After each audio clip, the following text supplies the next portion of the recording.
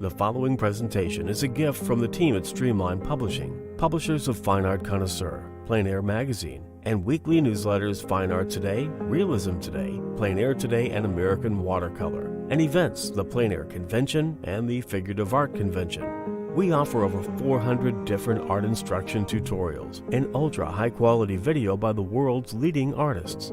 If you like what you see, help us support our artists and our team with your purchase. Each video aired has a special discount code for today only in the comments section with a link to the video offered. And to see everything we do, or if you want to receive notice of new releases, new products, and new events for artists, simply click the other link, which says, "See everything we do." Thank you. Hi, I'm Eric Rhodes with Plein Air and Fine Art Connoisseur magazines. During this time when we've been showing you videos, we've had so much demand to bring back Bill Davidson. We're bringing you his other video, How to Paint Glowing Landscapes. Enjoy.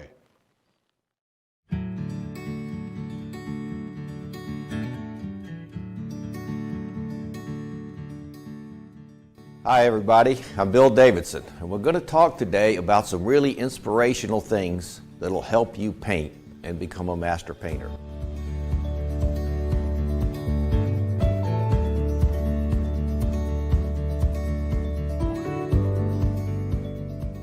If you follow these steps, you're guaranteed to create masterful paintings.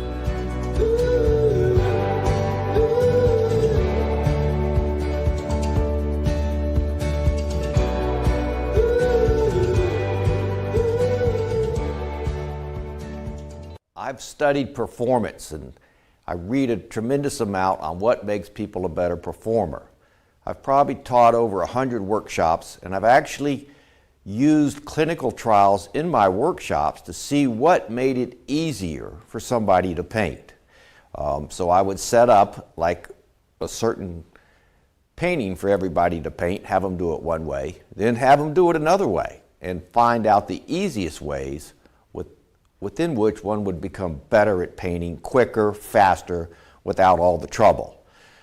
If you are a master, see, you can avoid a lot of these steps because you already know what to do.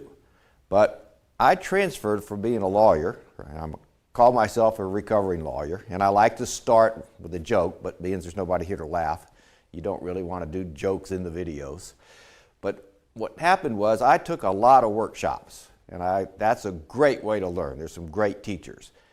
The interesting thing back then was everybody was going right at the paintings and people weren't breaking it down into simple steps so that the learners, like intermediates and beginners like myself and most of us, were actually able to follow really well. So by reading about what makes performance great, and also by really watching the clinical trials in my workshops, I was able to piece together like a process. It's so much easier to paint and it will actually should help you. So as we go through this, I want you to remember, one of the big things is humility. If you can take critiques and actually listen to constructive feedback, you'll end up in a situation where you learn way faster and way quicker. Now when I break down these steps, what we're going to end up doing is painting a really nice sunset painting with a lot of glow, because I want you to work through how to build these things up and how to get really glowing magical type paintings. All the latest research now shows that working on your beliefs and hard work and discipline, those things usually fail. The number one thing you need is passion. When I talk to people and they've come back to another workshop after been at one of my earlier ones, they'll say, oh yeah, I didn't get to, I haven't painted as much as I should or I could have. Or you talk to older painters that are actually been painting for 35 years, they go, yeah, I'm bored, I haven't got there. So the key for me, I love plein air painting. The key for me when going into the studio is I'm not going to do a lot of it unless I can figure out a way to make it passionate. All the recent studies show passion is the key that moves you through everything. So if you want to get excited, this is what's really cool. It's like getting to eat the cherry first. You get to find your passion, develop your passion, and then the rest of it's going to fall in place if you can follow through these steps. Now, these are my methods. There are other ways probably out there to do it. The key that you want to start with is staying right there and being excited the whole time. Now, there's something about being able to paint from an excited point of view, because it does somehow translate into the paintings. And I'm really big on energy, brushstroke, those type things, because those are the type paintings I love. So as we go through this, what you're going to answer is two questions. What do you love to paint, and how would you love for it to look? Okay, so what we're going to do is, I'm going to show you a step-by-step process before we do this painting, just to kind of help you out and get an idea of how, this is the study. And we're going to paint this in an 18 by 24, because repetition is the key to learning. One of the big keys. You won't hear it till you're ready to hear it. And so by seeing it and hearing it over and over and over again, it finally sinks in and you start to get it. Now, first you have to hear it and see it. And that's why I like to talk while I paint. By using both of those, it really helps sink it into you. The problem is you're going to have to hear it an awful lot during your lifetime, and you'll even forget some of it and come back to it. So since I love the plein air paint, and I will always say this, plein air painting, and one of the things about that is you start to get the color harmonies. You can work on design and shapes and things of those type nature when you get back in the studio and outside. But color harmonies you almost exclusively get from outside. So our subject matter is going to be this little painting, or this picture that I took right here up at Polly's Island. Now, you'll see that the view and the glow and those type things are really good. Now, I painted this also while I was outside. But this picture here helps show some of the glow and the way some of the things work. What's nice about this is you can see that the cloud design is not great, nor is actually the marsh design. So we're going to go through and look at what I've done with this type of painting. This is actually a 40 by 30, based off that similar scene. Now, this painting was a great fun to do, and as you can see, I've redesigned all the clouds and also redesigned the marsh area to make it a better painting with a lot of lead-ins and design. As we go forward, you'll see I have drawn the lines that show your way through the painting. As you look at it, you can see this.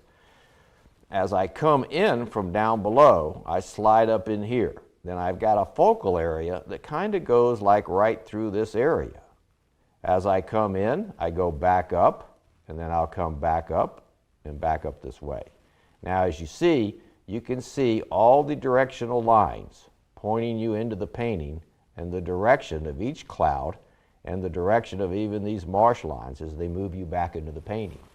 So that's what I mean. Once you learn, most masters have hidden design lines that run you to a focal area. So I took that photo.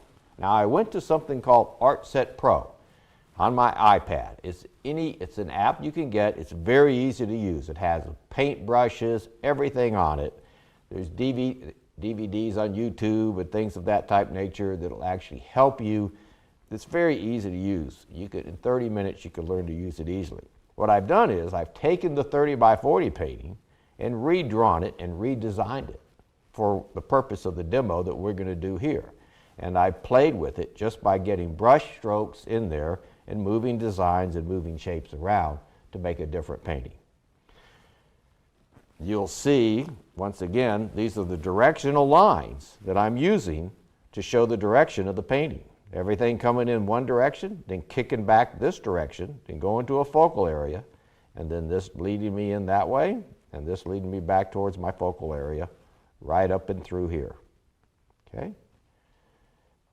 Now, if you pay attention to the lines, it becomes very easy to see how most of the direction works. And you'll see that these lines counter these lines. So the movement kicks you in, kicks you back this way, and down into my focal area. This little area over here leads you back in also. Those type things are what helps. If you study masters paintings, you'll find these lines throughout. It's a great thing to do, but it helps you set up your composition very easily, and it helps you drive you to your focal point of what your passion really is. Now as I go back, so what I do is then I break it down to a warm tonal.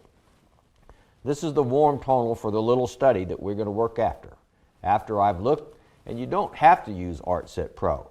It's just easy for me to play with the shapes while I'm sitting around or having coffee. It's the same thing as doing it on a canvas without getting the paints out. So it makes it easy. Let's say you work on even when you work on a painting and later you want to change the painting and you've got a mountain you want to move or a cloud, you can do it on ArtSet Pro without taking your paints out if you're just sitting around drinking coffee or whatever you're doing. It's a great tool. It's not cheating. You're doing all the work still. So anyway, here's my warm tonal. It's done in warm colors, and I'll show you how to do it. Once again, I've changed all my shapes. I've used my clouds as my directionals move in, and I've changed the shape of my marsh and the water running through it. As we continue on, you'll see what I'm doing here is I'm working from the focal point out. That becomes critical. It's recently, I had several workshops and I said, what if we work from the focal point out, and that way they didn't have to do the whole painting at one time. If you work from the focal point out, things get easier for you. Way, way, way easier. Because you don't have to think about, oh, I got to finish the whole painting. It also builds on itself. If you get one layer right, you get the next layer right. You get whatever's next to that right and whatever's next to that right. So whatever happens there is it starts to build out. And the fun thing is, if you ruin the rest of it out there, you can crop the painting and make it a really good painting anyway, just by cutting it off or having it redone. So let me show you what I'm talking about. I've kind of worked from my focal area out. As I go in, I've done a little more here, just a little more in this area. I'm still creating a focal, but everything is centered around that focal area. I haven't completed anything else outside in the painting. Now, by that focal area, I just want to throw this in. Back in the area where the color is, especially back in the back part of the marsh, I mixed a whole lot of colors that were all in the same value so that I could get a tremendous amount of color going through the marsh, especially back towards the middle area. We go back to the design here, and here's getting close to the finished product. I've still been building from the focal out, and I haven't completed the bottom part of the marsh yet. Now, this is a crop of the focal area. So the reason, if I didn't want to finish the rest of the painting, or I was in a situation where I ruined the rest of the painting, I could still crop and come up with a painting. So it bites it off so you can deal with it. In other words, if you just get that area right, you could go back later and finish the painting. Let's say you were outside in the plein air painting. You could go back in and probably finish that painting just by getting that little area around the focal area. So this would make one little painting there. Then I cropped it the other way. I've got another little painting here. So I would have never had to finish the painting, plus I bit off only the amount that I could chew at that point. Now, we get to here. This is what the finished painting looks like and all the lead-ins, and this is the studio piece that will be taken to an 18 by 24. So I'll go around now and I'll start to show you a couple of things on design and just how to set up the design. And from that, just from these few things, you should be able to create a great design in your paintings. And this one step will get you where it's not so complicated with words like composition and how do I do it. So let's go around to the easel. We'll do that now.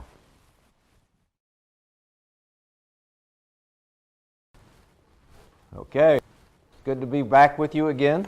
And you found your passion, you know what you're going to paint. So the first thing to do is just set up a couple of little simple things. I'm going to talk about design and some of the lines and just a few of the values before we get actually into the tonal. These are so easy to remember so that it's not complicated. And just remember this, if it's not complicated, you'll repeat it. If you don't understand the verbiage or you don't understand how it's working, you'll lose interest, you'll lose your passion. So one of the things that always interested me was when people were talking about all these complicated words that I don't even understand it. And So I'm going to break it down into real simple. For example, drawing. People used to say, oh, he's really a good drawer, or she's a great drawer. One of the things there was this. I kept thinking it meant, well, can they get a pencil out or can they draw a face real accurate? Drawing also means this. It also means the ability to create unique and interesting images. And once a person learns how to do that, they can really start to take off. Because the clouds won't stand still, so you have to design them. If you have bad shapes out there, you have to design them and create interesting shapes. So, really good drawers also means they're really good at the creativity of making up shapes. And that's probably a lot harder, actually I know it is, than if you're actually copying something. If you have a perfect picture, and this is going to make a great painting, it's very easy to copy that. If you have to start moving shapes around, moving trees, bushes, creating clouds, everything gets way more complicated. So I'm going to try to break it down and keep it as simple as possible from what I've watched when I was doing those little clinical trials in my workshops. And it wasn't like we were doing that on purpose. We were just trying things to see how they'd work out. And if it's easier for you, you're more passionate about it, because passion can be anything.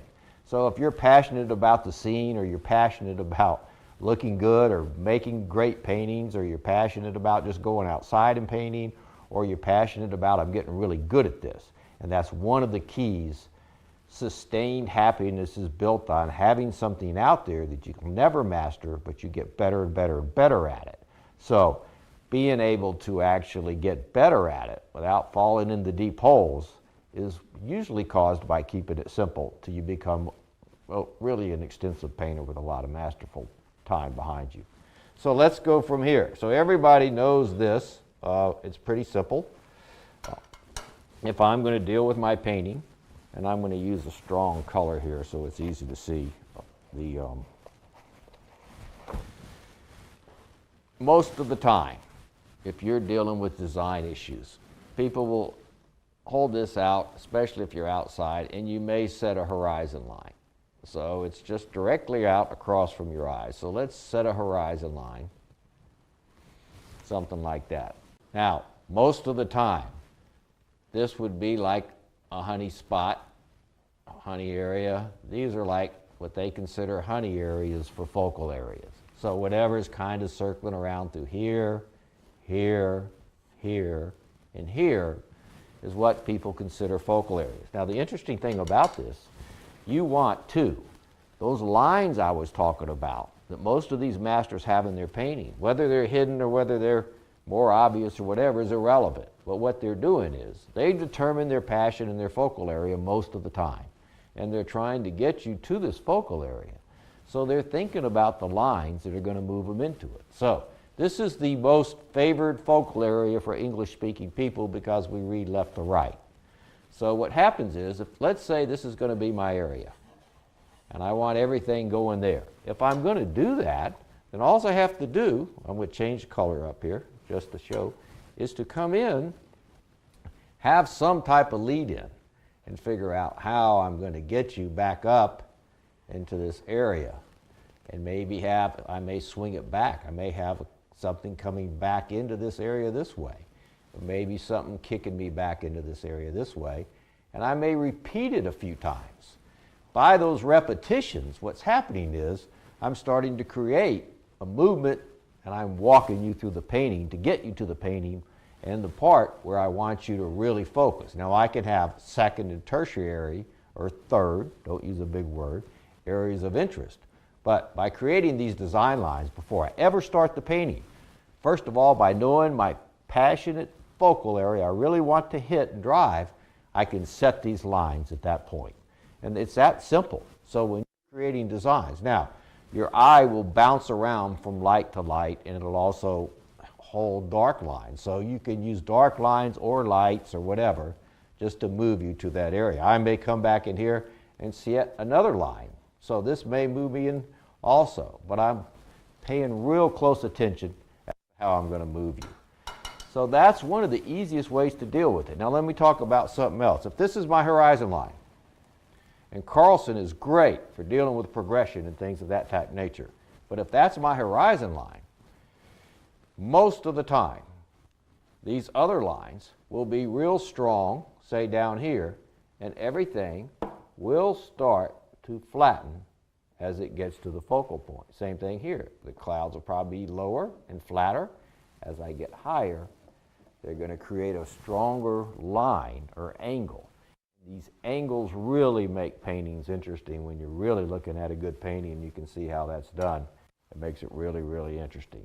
Now the other thing is this. For instance, if I am, another thing that's really good about Carlson is he talks about the different values of the landscape. So just to keep it simple again, it's pretty much this easy. If I assume the sky's the lightest part in the landscape, then the things that stand straight up or silhouetted are the darkest part in the landscape. Usually trees, maybe a bush or marsh, something like that.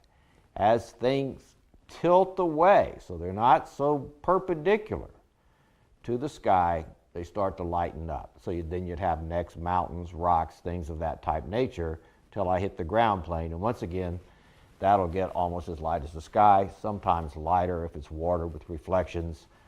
But if you keep that in mind, you won't be, when you look at your values, you won't be painting trees that should be the value of the ground plane. So it's not, you could read those 4 to 5, read everything in Carlson. It's really good, but it's pretty simple. Anything that's standing straight up, and this does not include buildings. Buildings have their own local color. They'll change. And then as they start to go down, so the ground plane will be my lightest, rocks and mountains, mid-lane. So that should, if I keep those simple things in mind, it's very easy to create my design. All right, so here we are again. We're going to get ready to really work on this tonal and kind of really pull it together. Now, once again, it's about, I probably, when I'm outside, actually I know when I'm outside, what I'll do is I'll set up, and I know if I do that design line drawing and this type of setup, and I've thrown a few lines on here just to, so that you don't have to see me, and it's going to be based on this right here. So this is the study, and basically what's going to happen is I'm going to work off this design and work off these color harmonies. It's really hard to get color harmony and to just sit in and make them up in your studio without some type of tonal to work, some type of painting to work off of. Even if you have a photo, that photo is probably only picking up about 20-25% of the color. Plus it's not picking up that experience and those other decisions that you made outside. So as we get ready to go, my thinking is always this. I'm always loved color. Color's my thing.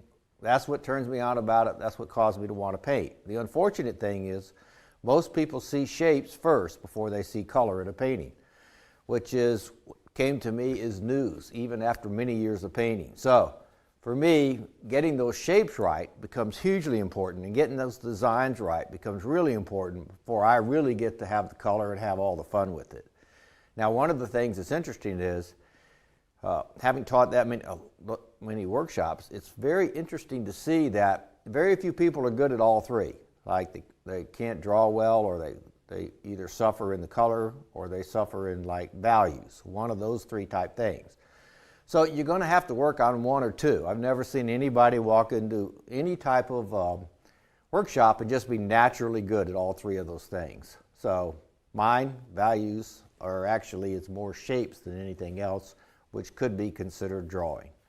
So the fun part is, once I figured out that I could do shapes this way and separate it before adding my color to it, then it's a much simpler type deal. It's way easier. I'm not juggling three balls in my head. Once again, if you're a master, you can probably do that. But for most of us, it's a difficult process, and to separate the shapes and the values out before you start putting the color on will make you grow way, way, way faster, make your paintings way, way, way better, and you'll start to learn how to see what shapes really look like in values before adding color, which is a great benefit. Da Vinci used to have his students sit there and draw some of the shadows that were on the walls, because the more you play with shapes, the better your repertoire of shapes get, the easier you get to deal with them. So as we go, and don't forget, in the old art schools, they used to make everybody work in black and white for a year or two before they would even let them. And that was just value studies and shape study.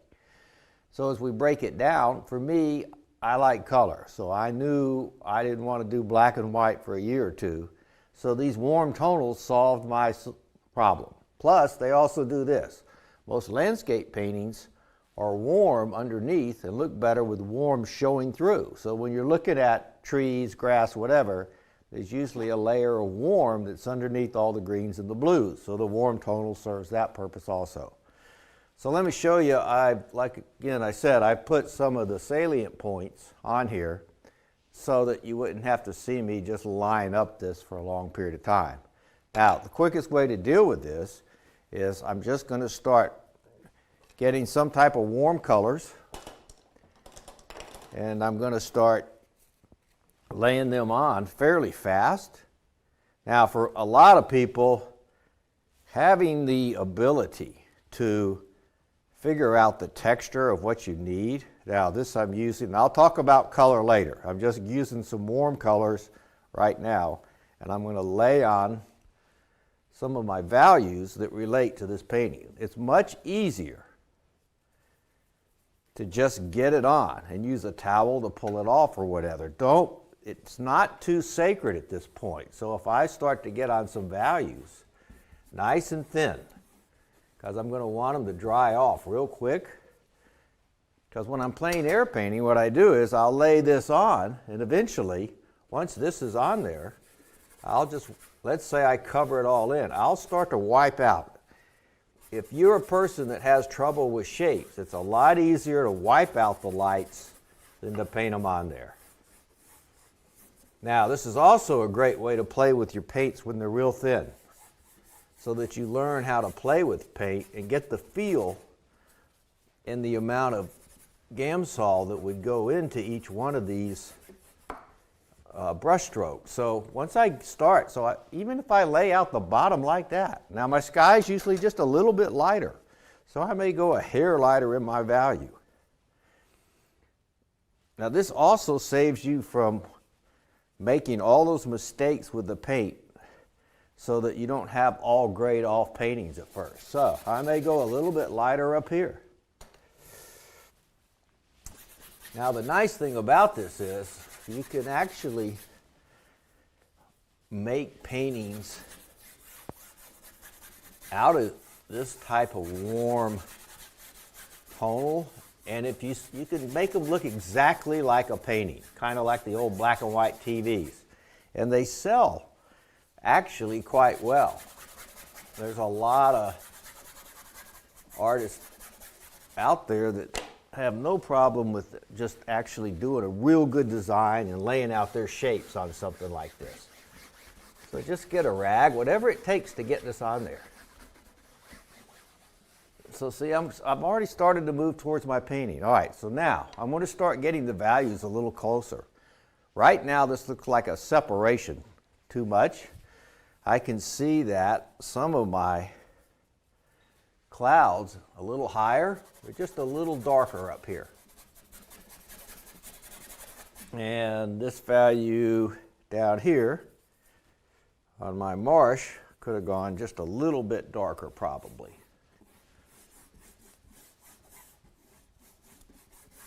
So that this value in the sky is usually a little bit lighter. I'm just laying some of it on. And if I overcoat or get outside the lines, it's not going to make any difference. The idea of this is that this is just giving you some idea. You're going to correct and fix things as you go the whole way.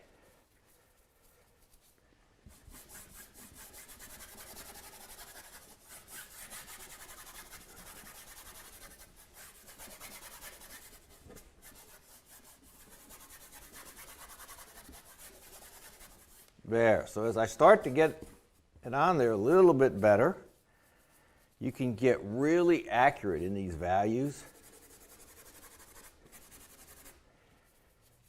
And you can start to get these to really look like everything that's out there. It just won't have the color on it.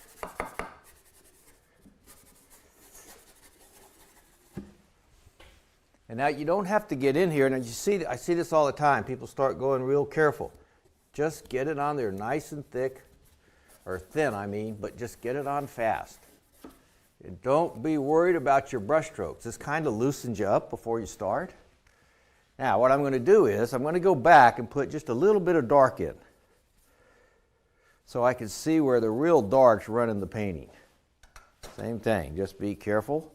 This stuff's still going to be real thin because I want it to dry before I start putting real paint on here. Now, I want to show you something that's kind of important. When you're dealing like variety of shapes and lines. So this line that's running, an uninteresting line is just a straight line like this. And so it's uninteresting. If this line moves and gets real interesting in a lot of directions and shapes, I've got a better painting. So just by practicing these type things, I start to get a better feel for my brushwork and what's going on. So if my lines are, this line here is a little farther back than this line here, so that they don't end at the same place. So this would be, again, be another boring line. So you're just going to have to start breaking things up and make it interesting. It's so, so important. If you study some of the really, and I've had fortunate, I've got to paint with a lot of really great masters. But if you study their paintings, if you actually go out there and you look at their paintings, and I'm talking about really good painters, you'll see that almost every shape is interesting, different. Every line's interesting, different. There's a fellow out there named Jim Reynolds. He wrote a book. I don't know if you can get your hands on it. And it was, before he died, he took his paintings and critiqued them all. One of the most unique things he said was, and it kept showing up everywhere, don't isolate a dark. And it was very interesting how, if you can see, run this dark line through here, this dark here kind of connects with that dark there. And these lines kind of connect somehow to this back line back here. It's a much more unified painting than if I just come out here and stick a bush out here and leave it all separate by itself. So these type things, if you're playing in color, get really hard to see, and it gets a little more difficult.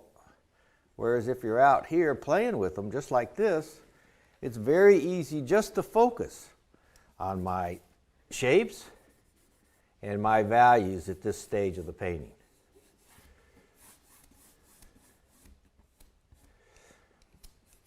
So as I continue to go, I just do a little bit of dark on there. See, it's already starting to take shape. I'm starting to get an idea. And I can stay in here a little bit and just keep playing with the paint till I get it exactly on the value. Watch out for light spots like that. What it'll do is it'll cause your value, this whole value. I'm trying to get big value shapes to kind of sit in here nicely so I can see what's going on in the painting. Now the best thing about this is, not only is it helping you, it's also getting you ready so you're making decisions right now that when you start putting the color on, you'll have already dealt with some of the issues and you'll have a better idea of where to put the color and how to fix one of those shapes. Now, so, for a progression, as I go back, usually things get smaller and bigger towards me. And if this area of the marsh underneath is a little bit bigger here than it would be here. And then even get a little bit smaller back there. So, and then always an overlap will do the same thing. If I come in here and I overlap, it'll also move that area back there. Same thing here, overlap over there, overlap this front one over that back area back there. So I've kind of been starting to get in pretty good shape here on at least the marsh part, and I've worked out kind of from here. My reflections, they'll just, as long as I get some nice variety going on, so that I don't end up with a box or a triangle or a circle anywhere in my landscape painting, because they will not help the painting. So let's just go ahead and finish the water while we're in here. And it's very easy to see. What you'll see is that it's very easy to keep it simplified at this stage of the game and start to see my big shapes. Now, so let's say I'm in this marsh. I've got pretty much the same value running about everywhere. So you can see your value. So I would know that if I came in here and did this, that value is off. It's not good value for my marsh right here. So I would just knock it back out, and I start seeing the values all in one color, which is a better way to go. You could also, if you had left a bunch of light in here like this, you can see that that's jumping my value. So this whole plane here it gets jumped in value, and so it's very difficult at that point to pull that piece together. So because what I'm trying to do is get these big shapes to come together. Now I also do this. I'll go back here. These trees are bigger, so I may pull some of these forward a little bit. Then let some go back. I may put a little bit of bush run or a couple of bushes of trees right in there, and then let some back there, then that back, and maybe that a little forward back here. So that I get an interesting line. Still, all these darks are connected, and everything's starting to work the way I want it to. Now as I come back in here, I'm going to just simplify this a little bit so you can see it real clean.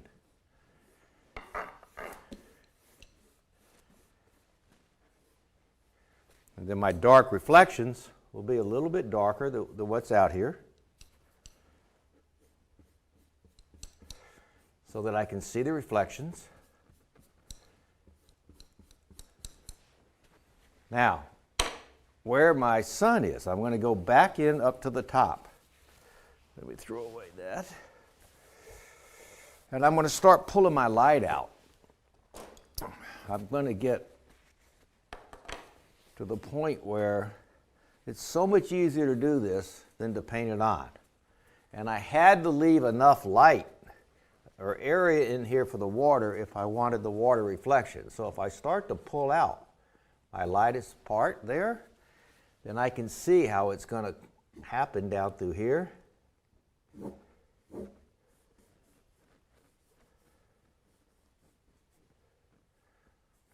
It's real easy to do this, and you start to see what the painting's going to look like if you get the color on it right. Now, I've had a lot of people in workshops, it's kind of funny, they'll go, I now can do the tonal. The color's killing me now. So, but you have to be able to see this part first. The statement that values do all the work, I'd add to it values and shapes do all the work and color gets all the glory, is pretty accurate. That's why this is more important, and that's why they had people start with tonal studies, except they were in black and white when they were in art school. I may have said law school.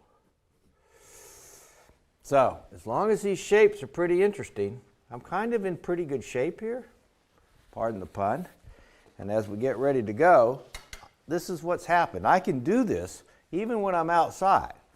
So if I'm working on this landscape and it's a sunset like this, I'm going to start looking at how does this light come out. And on every one of these sunset pieces, you'll see if you're standing out there, and even if you look in the picture, what was really cool here was this light really blasted down into these trees and made them pretty light. And then it keeps on coming, pops in here, and comes down there. Because I wanted a nice strong point here, I ran a piece of dark from this underlying set of the marsh that's sticking straight up right next to that sunshine so that it popped it really hard. Now I had a piece of light over here that came down also. So I've kind of set it up. And now if some of this stuff you can go in here just to clean up everything and get it as clean as you want it. And then I had a little bit of light that was going on back in here. Some that ran over to that side, and my angles back into this major focal point area. So you start to see how your whole painting's, that line's a little too straight. I can lose some of the edge on it. This can go up just a little bit. And you start to see how your painting now will start to get all the feel you need for it at this point. Now I'm going to go back up, but I'm going to still, that light is very interesting. If I can't get as much of the paint off, what I'll do is I'll go in and put a little more Gamsol on the rag and then just start to play with this and start to get the rest of the light. Now this is great fun too. You can do these tonals outside during a sunset just to get an idea of how the light blows away from everything, how it disseminates out and how it breathes into certain other areas. So as I start to get my light to go up,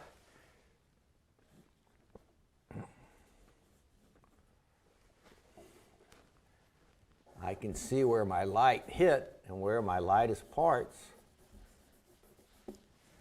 are going to go.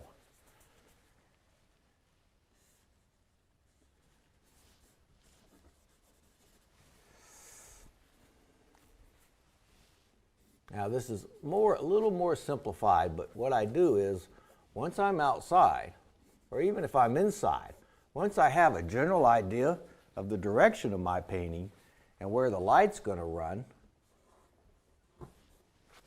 then I'll just start moving to the color and starting to, because I have all this other stuff, it starts to work its way out. That's all I'm doing. I'm watching my lines and I'm watching my shapes. This is the best way that I know for you to learn shapes and to figure out what values and shapes actually mean. And I'll show you a little later about shapes and what I mean by how you can actually change a shape just by working on one side of it so you don't have to redo a shape. So if you're getting bad shape somewhere or somehow, you'll start to see it and then you'll start to figure out how to change it. So this is, I'm just going to soften this a little bit. The light's coming up from here, then it hit this piece right here and it starts to soften. They're transitions. So it just starts to soften a little bit, continues to go. Wherever there's light pounding, usually it'll start to transition. You'll get a little bit of a transition right next to it so that the edge is not so hard in the wrong places. And like many of you know, I mean, if you've taken from like Matt or somebody like that, you'll know that some of these things, there's a lot of soft edges out there, and you're going to use your edges to actually make the painting help move you around through the painting. There's not as many hard ones as you think there is. And what I try to do is I try to stay away from a big discussion on midtones, because the number one thing I want you to see is how light and shade works in a painting.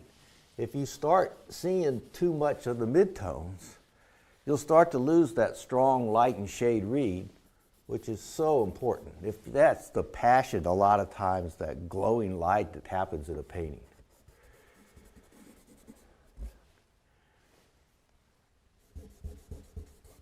So once again, if I go, well, I may need a little more paint out of that area, I'll come back in here, just put a little more mineral spirits, or actually I use Gamsol. All my products are Gamlin. I love their paints. I use rosemary brushes. I like those. Now I want to talk about the panel surface. A lot of times people go, well, I'm having a problem. The paint won't stay in there. It won't do anything. The most important thing that you're dealing with, that paint surface is important. So if I have too slick a panel, the paint will just slide all over everywhere. If I have too absorb in a panel, a lot of times it'll eat up a ton of paint. So I just use it like I think it's one of the Clausens. And for me, once I get all that once I find the panel I like, I probably won't even ever use another panel because it's become so important. You'll be in a workshop and you walk up and they'll go, I can't, it's just sliding all over. So they can't do anything like this. They can't pull anything out. And if you tone your panel in advance, obviously you can't do this. So see, I kind of now have everything going. It's pretty good shape. I don't have to worry about it too much. And I spent a little extra time on it just because I wanted you to see what it really should look like before I get started. Again, you know, like Charlie Hunter is a big, he does a lot, hardly any color. He's incredible at design. So his designs, he sits there and he really works through stuff like that. So for me, because I know I'm going to get the color eventually, I won't worry as much about the design. You can also get something like, some people are really good at their designs, like Cindy Barron's really good with her designs. And she's, you know, great with shapes. People that are really good with shapes, they really focus on getting those shapes to stay real interesting the whole time.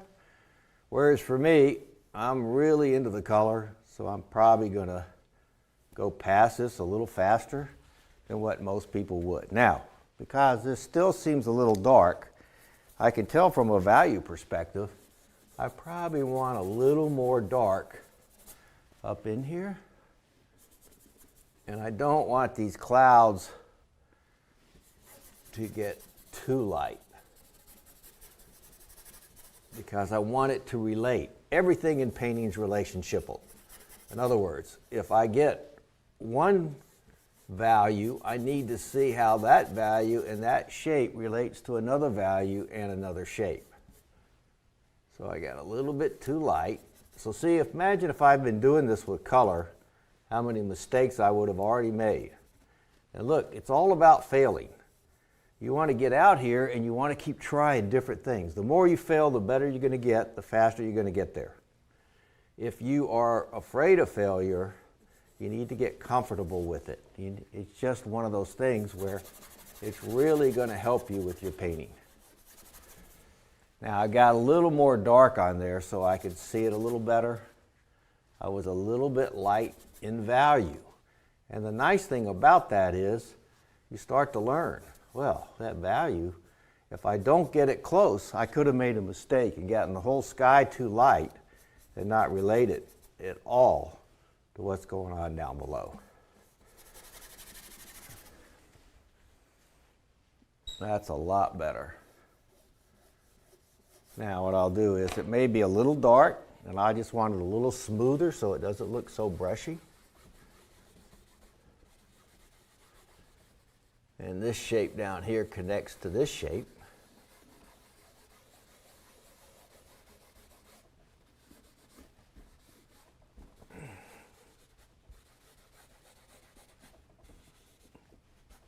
Just watching all my shapes. Now I use the blue rags because they don't leave the lint on the canvas, and that can be a real issue when you're dealing with if you're doing some wiping out like this. You can use a rag or anything else. So I'll come back in. I can still clean up just a few values just to make them a little better. And then watch again. It's clear, my sun, and this reflection down here will be the lightest part. Use your hands, use whatever you need to use. So I can really see kind of how this is going to go. I got a nice light spot going here. It's coming down through here, shooting me down into the painting, just following my design lines that I've already set up.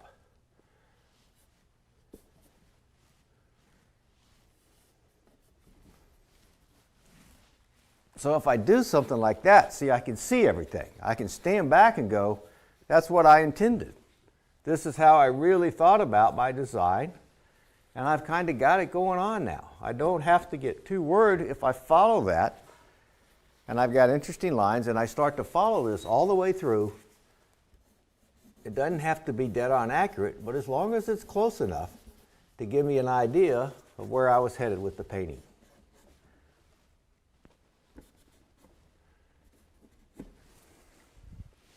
So when I step back to look at everything, what I would do is I just go, that's not too bad. I may lighten it a little bit here. At this stage, see, I can keep playing with my values and go, what looks better?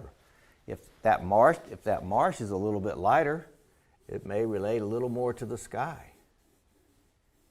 Now, when you're squinting down and you're outside, you're not actually determining the exact value. What you're determining is the relationship of the values. In other words, what's the darkest to the next, to the next. That's what you're doing when you're squinting, and that squint will really help you when you're painting, so that you, as long as you're lining them up, you can separate the different areas of the landscape, and that's all that matters. You could paint this in high key, a lower key, whatever, as long as my sky separating from my marsh from my reflections and my water. And separation's a big thing to me. I talk about it a lot. So this sun blew out this area of trees back here pretty nicely, which was really, it really adds to the painting. So that's too dark right there. Just get rid of that. And then I have a piece of dark. I have some bushes or stuff. And I use this, they weren't actually out there, to kind of come back in.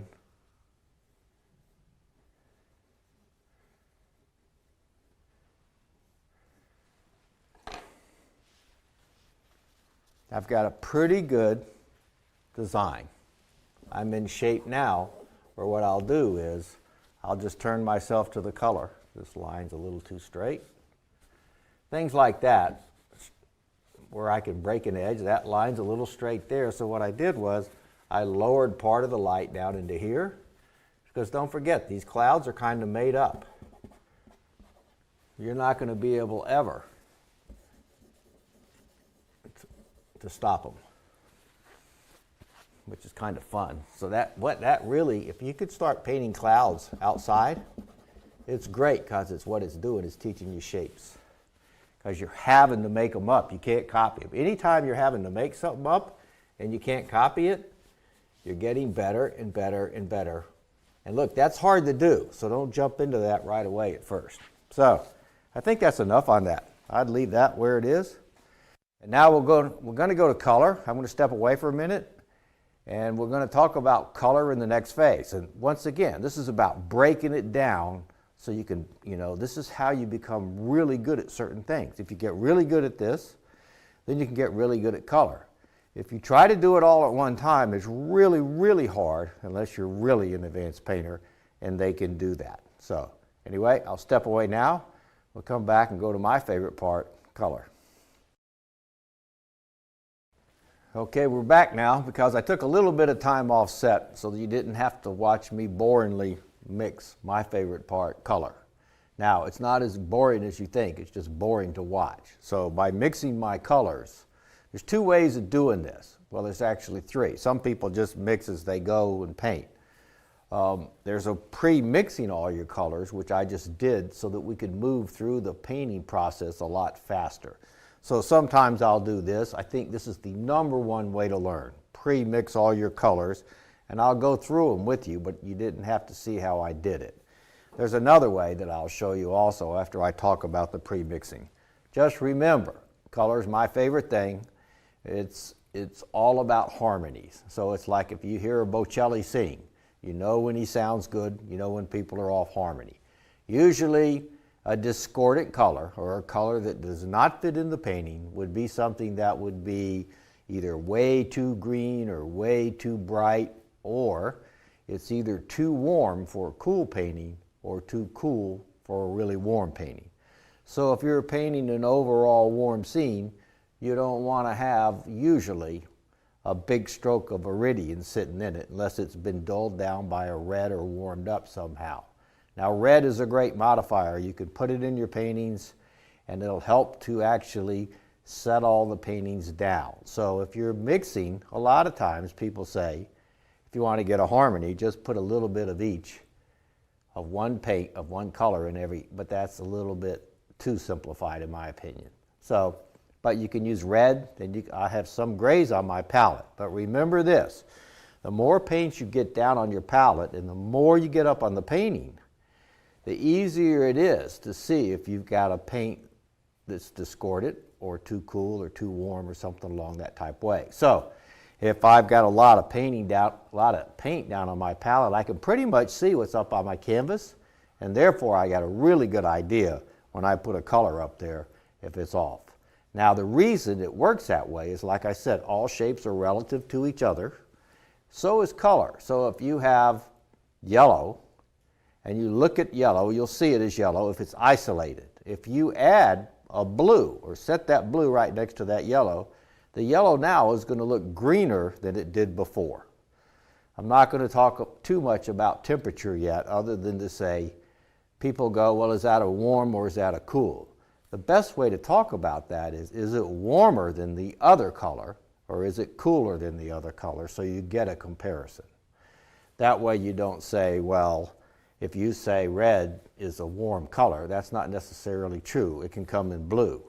So an orange or red is usually warmer than a cooler red, obviously, if it has less yellow in it. So most of the time, just go back to Carlson, and you'll also realize this. When you're talking about progressions, the first color to fall out going backwards is yellow. So there'll be a lot more yellow in the front of the painting, then it'll go to a little bit redder, and then eventually it ends up in a blue. And that even applies to the sky a lot of times, except right at the horizon line where there's a lot of dirt and atmosphere in the air where it could warm it up. But it'll also go, as it starts to go above the horizon line, it'll get cooler and then warmer to a warm ultramarine blue a lot of times as it gets high in the sky. So those are just general principles, and it's, you know, these type general things are really nice to know, and then you can start doing all the exceptions. Now let's talk about the paints just a little bit. So I'm left-handed, but however you set your palette up. As I said, I use the Gamblins. They're titanium white, ultramarine blue, a cad yellow medium. It's a really nice one. Perylene red. I really like the red and the Viridian. With those four colors, I can go out and pretty much paint anything I want, with the exception of some really unique flowers or things of that type nature. Sometimes you can't get as cool a color as you may want, like on the Pacific coast. Sometimes that ocean color is really a teal blue. So I stay with those colors. Then I have what they call asphaltum, which is it's like a burnt umber or something, but it works better for me. It's a Gamblin paint.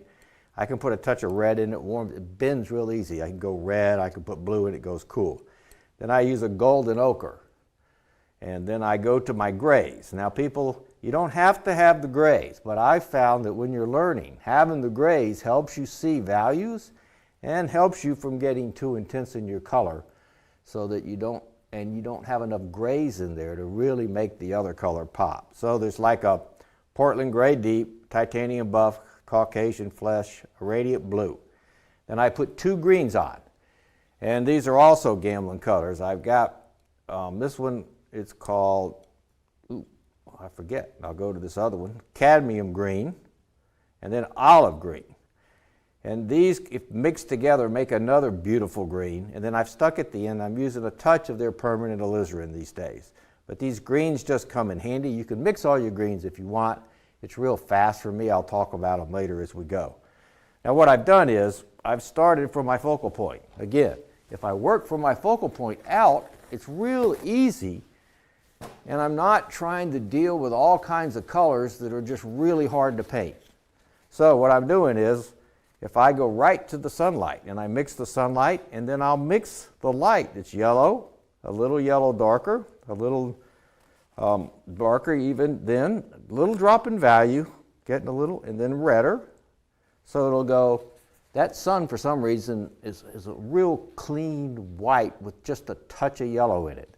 And then it starts to yellow, and then remember, it goes yellow, red, eventually it gets to a blue or a violet blue. So what all I've done is I've mixed these colors to kind of match up to my painting. And the reason for that is I have a painting to go from.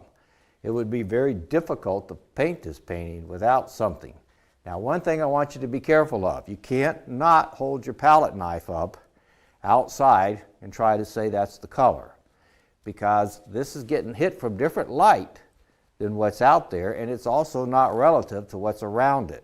Also, same thing here. If I am actually holding up to here, be really careful, because if I tilt it, it'll change the light, or I go that way, it'll change the light. The only sure way is if I coated this with like Galkin and then let it dry and then touched it on there. If it disappeared, it would be dead on. But it's close enough a lot of times if I hold it up. So that's how I would use it when I'm in the studio. Now, the one thing that, since all colors are relative, it's very, very difficult to actually paint color or mix colors separately unless you're really looking at them next to each other. Now, I was going to talk about the other way, but first let me explain how you build a puddle and what you think about with colors. People always go, and this is the number one question, everybody hates it. Well, what color did you use and how much of it did you use?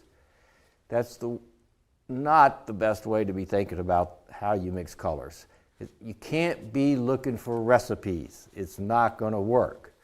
So the guidelines would be this. I would start thinking, what color do I have? Do I have a blue, a red, or more of a yellow? And am I in the right value? Those would be my top two questions. And then, so I would get a general pile of that. Let's say I was going to mix to this yellow color right here. So I would go, well, I'm probably going to be in the yellow. And then I go, well, I can hold that yellow up to here and see it's way too dark. So my value's too dark. My color, I'm in the right color. I may start raising the value and it could have gone a little bit cooler. So I just start mixing it that way. Then you're always testing it. You just hold it back up here to see. Now it's fairly close. And then as I move out, see, I know that it could go redder. So I could take that pile, put a touch of my Perylene red in. Then if I drop it in value too much, I'll just add a little bit more yellow. But the questions are that. One, value and color. Two, when you start getting to it, am I also in the right temperature? Is it too cool or is it too warm? And temperature is what causes paintings to scintillate. And you really want that. You want cools and warms in both your shadows and cools and warms in both your lights. So it was kind of interesting to me. I didn't know what I was doing. It was my first workshop, and I was painting, and I was reading a book at night while I was taking the workshop, and what I realized was I read this thing about if you're too cool in a warm painting, it's not going to work. If you're too warm in a cool painting, it's not going to work. So I painted a painting and kind of got the cools and warms balancing really well.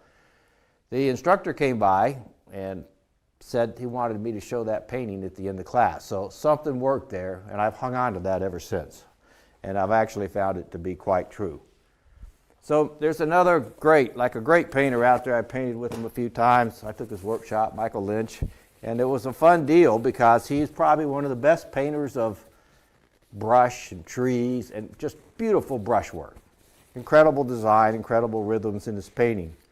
So he paints, and this is the way that's kind of fun. So if he paints like in an area, so in other words, as I did here with just this yellow light and then mixing around it, then he would just stay in this puddle and say, okay, I'm getting a little farther out, I'm a little darker, and I may be a little cooler, and he'd be mixing either right next to each other or right on top of them. And that's a great way. If you don't want to take the time to mix the puddles, you just keep painting right in the same area, kind of like the focal point, and keep building your way out. So you can paint right in one little area and keep going out.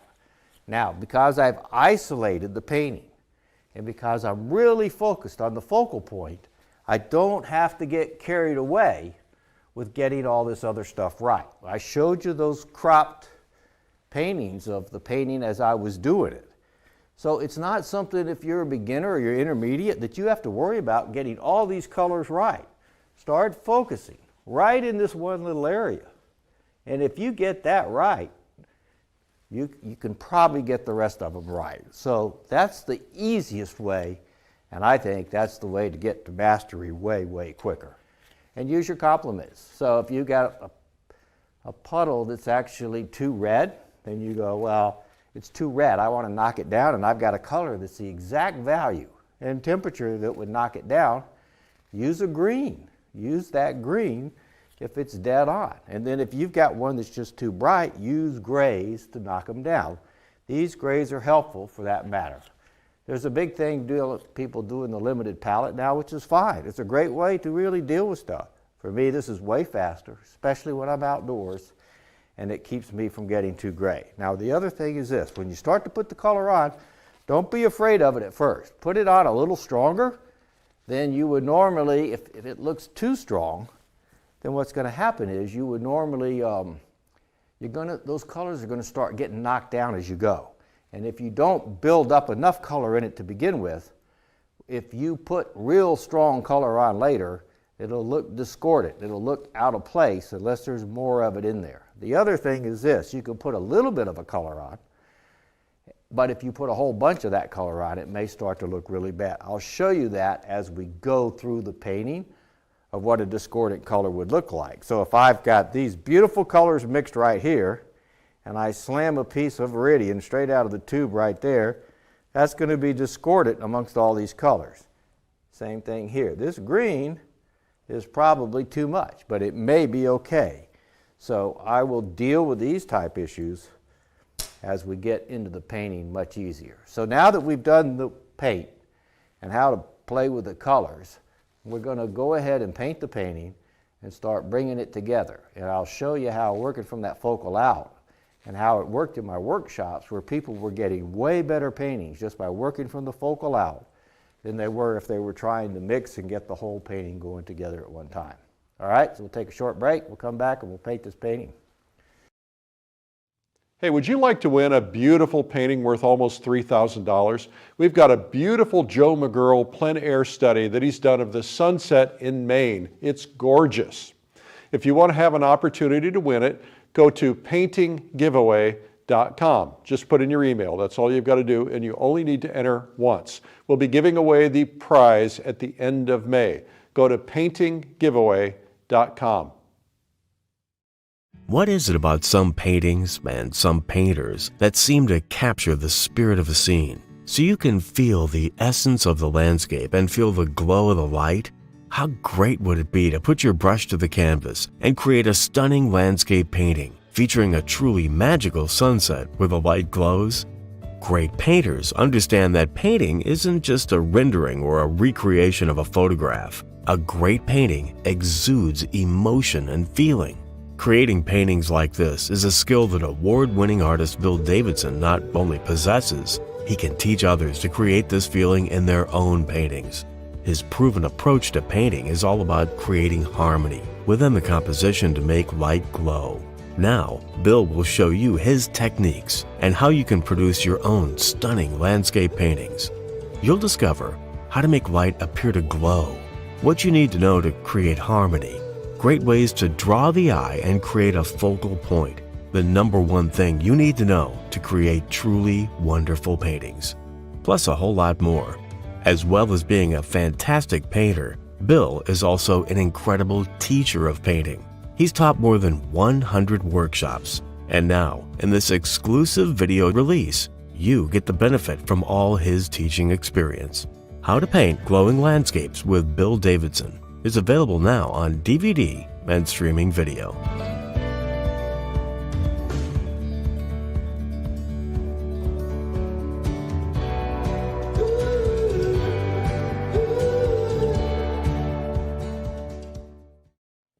Well, that was the segment from How to Paint Glowing Landscapes with Bill Davidson, one of our most popular instructors. You can learn more about that at lilyartvideo.com. Now let's learn more about Bill.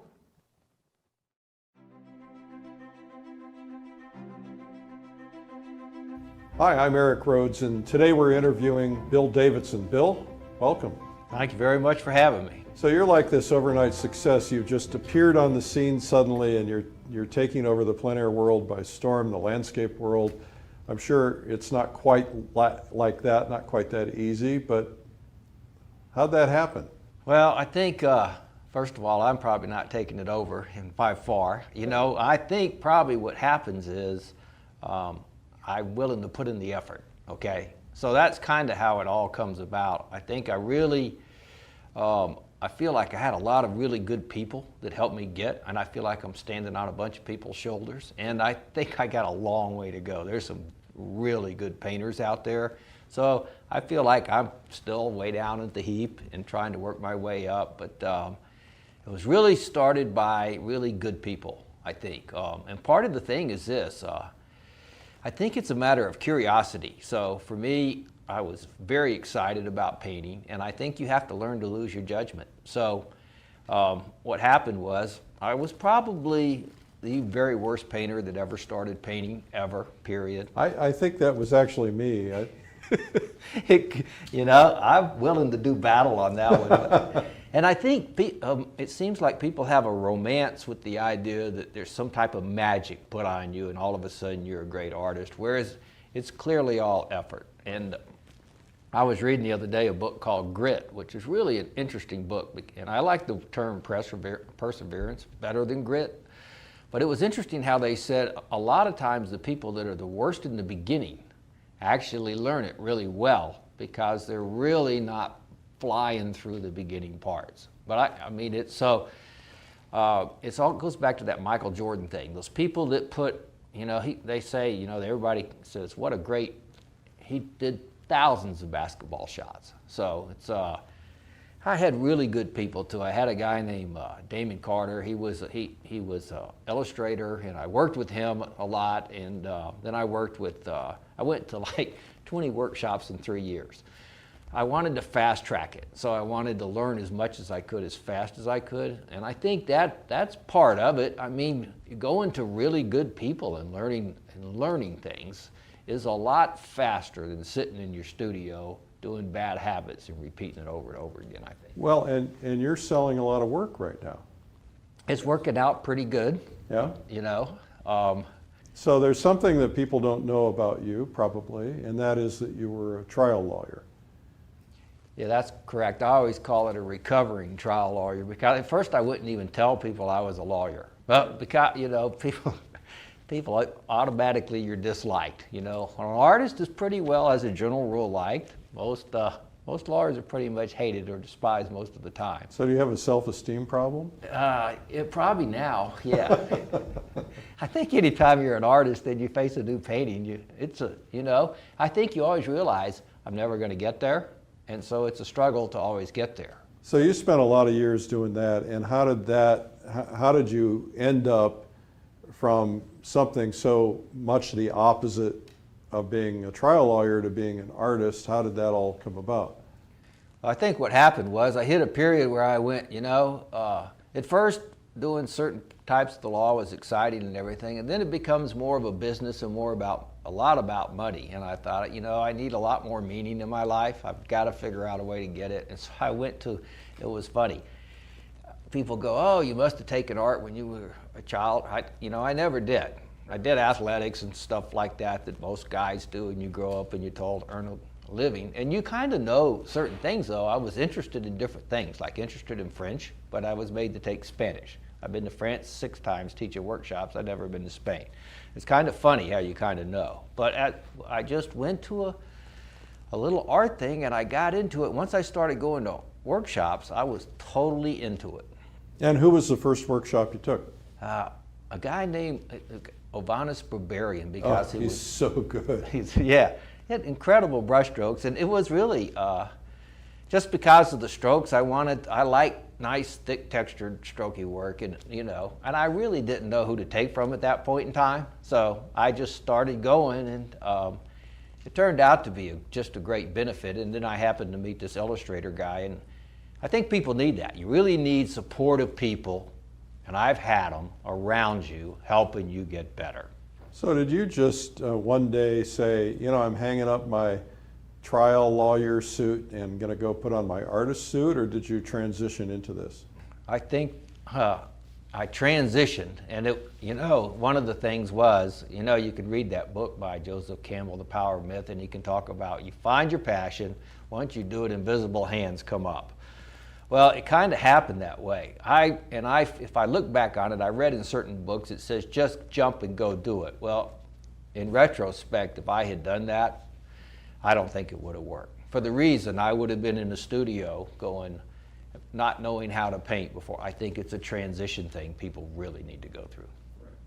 So what's your advice to somebody who's in a role that they kind of want to get out of? They've done it. They may have loved it at one time, but now they want to move on to becoming a successful full-time artist. What do you tell them? I get that question a lot in the workshops, and I think for me it's pretty simple. You have to, if you've got the interest, you've got to all of a sudden set up a situation where you can get educated. I think the number one problem for people is if you teach at a lot of workshops, you find out that they don't paint or they quit painting for some reason. And it's usually because they don't know the next step. So they're stuck and they can't get to the next step, or they don't understand it. It's not simplified enough. And I think if you look at it from a big perspective, you'll see that people go, I just want to be an artist. And everything takes steps, small, tiny steps. And if you do it over a long period of time, you eventually get there. And I think that, if I can break it down and go tomorrow, I'll work for 4 hours on learning the nuances of clouds. And I do things like that, even if it's not 4 hours, but if it's small enough to bite off, I think it really helps. Well, that's called chunk learning, right? So I don't know if you were there, but we had a session about that with Brian and Mark Taylor at the Plein Air Convention. The concept is that you pick one small thing. Let's say you're learning to play piano. Rather than trying to learn the whole song, you learn the first 3 notes. And you do the first 3 notes over and over and over again in perfect practice. And you start out slow, and then you get faster and faster till you're at the right tempo. And then you learn the next 3 notes, and that cements in your head. And that's what chunk learning is like. And so we actually just released a DVD on chunk learning for artists, giving them a system so they can follow that and practice little pieces at a time. So you were doing that with clouds. Yeah, and I do it with pretty much everything. And I think part of the problem is this: people want to get a good painting right away, and they're too focused on that. And it's funny, I started a workshop about 4 years ago. It was called an advanced workshop, and I said what we're going to do is break it all down. And this is one of those things where you go, I'm going to build it, nobody's going to come. Right. Because I was telling people, I said, be prepared. The first day we're going to do nothing but rocks because they have hard edges, and most people struggle with shapes. I mean, that's really one of the biggest things people struggle with. So it fills up all the time, and it's on overload right now, but because people don't want to go home. And one of the good things about the learning thing is what they're trying to do, and I think the guy from Seattle Seahawks, he practices this, to teach people perseverance. How do you, once they're motivated and have an interest, how do you teach them to persevere? And that's part of it. If you're not going to sit at home and want to do that yourself, get with a group or go to a workshop where they drag you through that. Because if you're with the group, you will do that. Because I ask people, how many of you are going to go home and spend 3 or 4 hours and paint rocks? Well, nobody's going to do that on their own, except for maybe a few people. So whatever, I think part of it's getting people to do it. And I think the other problem is people don't always understand. Like when I was taking workshops, a lot of times an instructor wouldn't talk a lot. And for me, the key was to get in their head and to figure out exactly what they're doing. Or if it's too obtuse, you go, I can't do it. I don't get it. I don't understand what they're talking about. So for me, I always say this. You won't hear it till you're ready to hear it. And for the reason is this, it always turns out that you could hear it 1,000,000 times. But all of a sudden, you're at that certain level where now you can get it. It clicks. Yeah. And there's a great portrait painter that was next to my studio in Atlanta, a guy named Mark Shatoff. And I go over there and take a figure, or take it every now and then, just so I could understand what, you always want to be back at the beginner's level when you're teaching, so that you can understand. So he'd tell me 5 things. Well, the first 2 was all I could get. Right.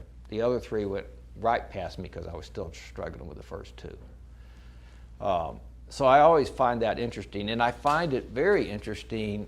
There's so much great stuff out now on how you learn better and how you get there, and the motivation part, and how you help people get to that perseverance level. And I think part of it's curiosity, and you know, at the one plein air convention, and who was the head note speaker a year ago? George Carlson. George Carlson. He made a great statement. I have to reinvent myself every 10 years. And I thought, that is how you keep it fresh. Because for me, when I first started, I was the happiest person going to workshops because I was terrible and it didn't bother me. So I was just learning. So I didn't have any judgment of what I was doing. And it's kind of funny, Carlson said you have to reinvent yourself, and I keep thinking, but you do. And for when you're first starting, it's a novelty. You know, everything's novel. But for people that have been painting a while, they find nuances. Well, I think that was a fabulous example, because George, for instance, was a very successful sculptor. Hugely successful, major sculpture around the world that he had done at very high prices. And he could have been set for life doing that, but he abandoned that and said, okay, I'm going to become a painter now. He started out as a painter, then he became a sculptor, and then he decided to really master painting. And so he wasn't clinging, and I think one of the things that happens is that people cling to whatever it is they have. They cling to a job that they don't really love, or they cling to where they are, because growth is scary, for some people anyway. Obviously not you. Well, yeah, you know, I think it is for everybody, but I think part of it is that's what keeps, you know, for me, you've got to lead your life. In other words, you start creating this artist's life, which is so great because the artists are so great. Most of them are so sharing and so much fun, and they're a pleasure to be around. And there's some really great artists. And so if I went painting with Michael Lynch, who to me is just a fabulous landscape painter, and he's a great guy, and he's just about, you know, just go paint, get it. You know, and then he's also challenge yourself, move yourself. And I saw a little clip on Facebook the other day with David Bowie talking about your best works when you don't really feel like your feet are touching the ground. So I think you get bored sometimes, and I think you have to find those nuances. So I think it's funny, you know, and if you're around people that are doing it, like for me, this is a great thing. I always go, all right, I got to shake it up a little. I'm starting to get bored with what I'm doing. So I go like this. I took a Cindy Barron watercolor workshop, and she's great with her shapes and her values and everything. And I can barely draw. I'm a painter. And it was the most interesting thing to me to see how it all came together. That was really cool. And then so every year I try to take something. The next year I took a Michael Lynch workshop, and he hadn't taught in a long time. And 20 years ago in one of his workshops, he had like Matt Smith, Bill Anton, and Ralph Oberg. So you can imagine this guy, great guy, great painter too. So it's all these people I've got something from, and you get to build on it, which is really nice. Well, you know, when you talk to the best painters out there, you find that they all do that. They're all continually educating themselves. Most of them are not resting on their laurels. They want to push themselves to the next level.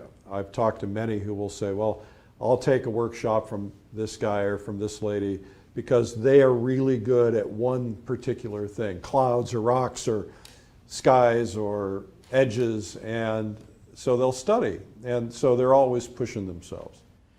Yeah, I think that's a huge benefit, and to be able to do that is I think you have to lose all judgment of yourself. You know, when you're a kid, you don't really know you're doing anything wrong until you start getting a little older.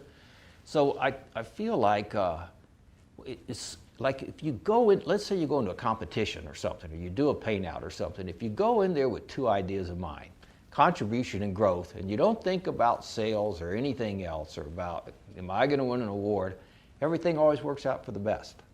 Right, but it's hard to put that out of your head, isn't it? Isn't that kind of in the back of your head, wow, somebody's going to really love this and buy it? You know, that's a good question, but I think what happens is this. Now, the first time I tried it was I was going into an event where I was from the East Coast with a bunch of Western painters, and I went, well, this may not turn out so well for me. And so I thought like that, but then when I said, well, the best thing I can do is learn to paint like, you know, to really grow here and to contribute, and it worked out really good. It turned out that everything worked out fine for me, and I thought, you know, that's the way to go in. So now in my mind, I go, anytime I start to get judgmental of myself or think, what's everybody going to think, I go, just same thing, contribution and growth, and then I know it's probably going to work out. And it doesn't, you know, they never always do. You know, and Michael Lynch even said the same thing. He goes, you know, I was painting around all these great painters. He goes, as soon as I said, I don't really care what everybody else thinks about how I paint, he goes, that's when everything fell in place. Yeah, you know, that's pretty intimidating, isn't it? Yeah. You set up next to somebody who's well known and you kind of want to impress them with what you know. You gotta lose all that. You find out very quickly you don't know anything. The sooner you lose that, you know, it's always interesting to me, if you keep it simple, like for me, as a trial lawyer, we used to break everything down to a 6th grade level. I've been in workshops where I thought, what are they talking about? This sounds like nuclear physics. It needs to be so simplified so that when you're out there plein air painting or painting from life, all of a sudden you go, okay, I know, you know, and you can talk to yourself a little bit and know what to do. So how do you break painting down to a 6th grade level? I think, you know, it gets kind of fun if you, one of the big problems that I learned was I thought, how am I going to fast track it? So I was able to piece together some of it. So let's say if I go all the way back, I have Damon Carter, who was really helpful because he was focusing me on shapes. Now, for me, I think what happens is people are either, especially when I watch workshops, it's kind of interesting to see. People are either good with their color, or they're good with their value, or they're good with their shapes. But I've never seen anybody naturally good with all three of them. You mean attendees? Yeah, and I mean, I think if you've reached a certain level and you've been painting for 20, 25 years and you know what you're doing, they can fly by, okay? But the problem is when you're in the learning process, you have to break it down. So I was going, let's see, so from Ned Mueller once told me, I did a one-day, somehow I ended up in a one-day, and he goes, if you did value studies for 2 years, you'd jump way ahead of everybody. Well, being as I don't like to draw, and color was the only thing I was even halfway good at, I thought, well, that's not going to work very good. So I remember seeing these warm tonals. So I thought, well, if I could just figure out those, then I could put the color on them, which was the part I liked. So by doing the warm tonals, I got to use paint immediately. I didn't have to use a pencil and do black and white. So I think people have to find what works for them. Because I don't like to draw, I don't like to do little sketches, but I love the way paint moves. So if I did a warm tonal first, I got all my values and my shapes right, then I could pre-mix my colors. And I picked that part up from Christensen, and so there was a pre-mixing there. And then I picked part of the values up of the landscapes from Matt Smith, and so I was able to go, let's do the tonal first, then mix the color, then put it on, and then learn the paint application, and the edges are the last. Well, I think breaking it down really makes a lot of sense because you really, you know, there's just so much information you have to think about. You know, it's like, really painting is like sitting down in the cockpit of a 747 and having all these gauges, right? You got to think about edges, you got to think about color, you got to think about value, you got to think about atmospheric perspective, and so on. And so if you can just do one at a time like you did, master it, it makes a lot of sense. Well, and this is, people go, oh, well, I go, well, think about it this way. If I set up my tonal, and I was terrible at shapes. My trees looked like the pillars of the Supreme Court building when I first started. There was no variety, no interest, no nothing. So I would go like this. I would go, it took me a while to get even some shapes. And I read one time that Leonardo da Vinci said, hey, he had his students, they were taking the stains off the walls and just practicing shapes because it increases your repertoire of shapes. Well, like a Cindy Baring, she could nail them. So, but certain people, like me, struggle with them. And from watching workshop people, that's their number one issue. So doing the tonal up front without the color involved isolates it for you. And for me, even when I go in when I don't do them really anymore, but when I was in a competition, I would do my tonal. You don't do competitions anymore? I'll do, I think I'm doing Laguna Beach this year, but I don't really do them anymore. Because? I think it's just at some point you get kind of, and I never did a lot of them, although I don't think there's a good camaraderie among a lot of those people, and I really like meeting some of the young guns is what I call them, because they're a lot of fun. And, but I think, and I think people give competition the wrong word. I think the purpose of competition is to make you a better painter. Elevate you. Yeah, it's not to beat somebody else. But I think kind of where I am, I like to teach. It's one of my passions. I spend time trying to figure out what makes a great painting, and then I read all the time the new science that has come out on how do people learn better, what keeps them motivated. All these new books out, essentialism, creativity, grit, all these things are amazing at talking about how you do deliberate practice and how you get somebody to give you feedback. So that to me is a huge interest and I really enjoy it. Well, you're always learning. Yeah. Now, are you reading art books? I don't know that I've read any. Oh, there is one. If I feel like I'm getting bored or I'm let down, I just pick up Robert Andre's The Art Spirit. If that won't lift you up, it's going to be a long day. That book is amazing because he's talking about the passion. And I always say this to people, and I don't think people know all the time. If you can answer two questions, what do you love to paint and how would you love for your painting to look? If you can put those down, you can probably do a pretty good painting. And what do you think makes a great painting? You know, that's the toughest question in the world. I think that's one of those things where you go, you know it when you see it. How do you describe it? But I do think part of it's this, I think it's an emotional connection. I think when the sum of all the parts really fit together and is greater than the sum of the parts. And see, all this to me is like speaking in legalese. It's esoterical. I don't really, it's hard to answer that. I mean, if people can go like this, if you're real logical and go, well, if the values are all working dead on and you got great edge work, there's a beautiful color harmony, and and that's where people go. And of course, that's great, but that doesn't always, it has to have a ton of interest. And I think that's one of the things that, it's really interesting. You'll be working on a painting, you go, just nothing working. And then, but it may be lacking interest, but for me, one of the big things that people miss, and it's real interesting when a competition comes to your hometown city, you have a bunch of people that are taking workshops from you, and they go in and they go, now we see exactly what you're telling us is dead on. Or they go to the plein air convention and they go, wow, that's dead on. Shade and light to me is critical. Like, I love the feeling of light in a painting.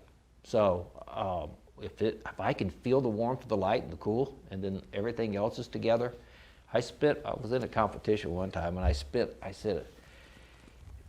I was sitting out there and I was painting in the Tetons, and I went, I'm going to get the lighting on that Mount Moran just right. And I'm going to stand here for the next 15 minutes till I get the light and shade to read. And sometimes it's a quarter of value up, quarter value down.